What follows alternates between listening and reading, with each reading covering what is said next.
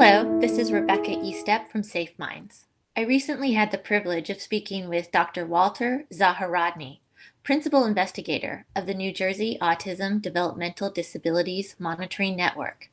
Please take a listen. Were there any other differences in this add-on report than previous reports that really stuck out to you?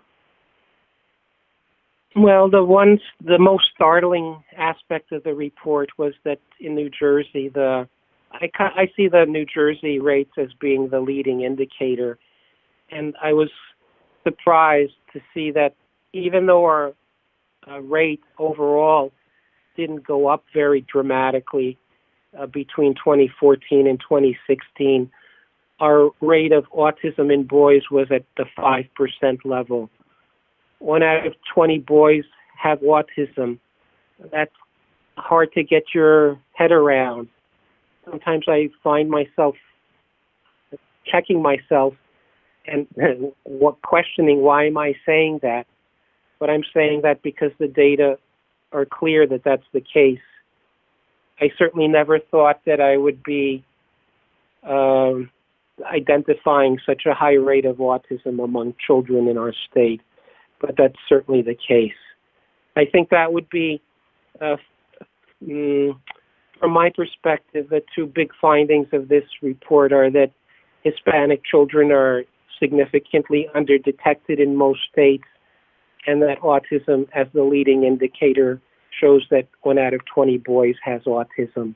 It is shocking, and right now, because of COVID, we're hearing about, flattening the curve, and it's difficult as a parent of an individual with autism and watching our rate climb, and to be hearing the country talking about flattening curves, and which absolutely everybody wants to happen with COVID, but it's hard. It's hard when our rate has been climbing and it doesn't seem to really get the attention that it deserves. I'm sure you probably feel similarly.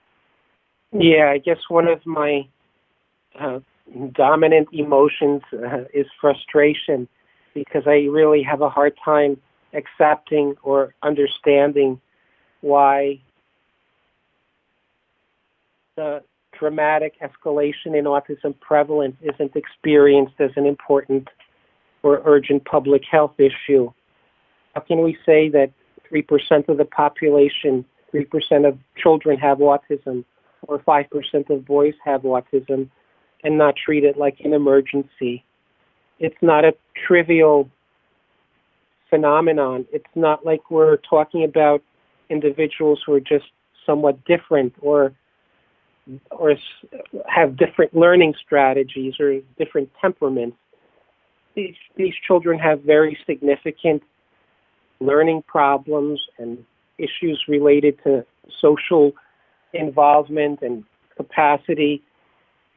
I just don't understand why it was shocking for people to realize that 0.6% high autism in Brick Township was an urgent problem, but 3 times higher rates across the network, and 3% in New Jersey isn't distressing or shocking.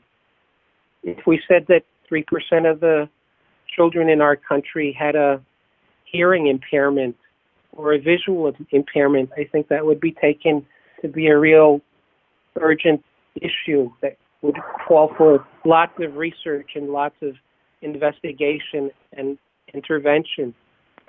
There's some complex combination of reasons. The I don't know what to call it, the meme of it's better awareness seems to have taken hold, and the media repeats it over and over to the detriment of understanding the reality of the situation. Propaganda, but the CDC, I think, has been understating the issue, but really it's the behavior of the press that seems unconscionable to me, and that they take for granted that the claim or the assertion of better awareness explains the problem is sufficient. It's really not a sufficient explanation.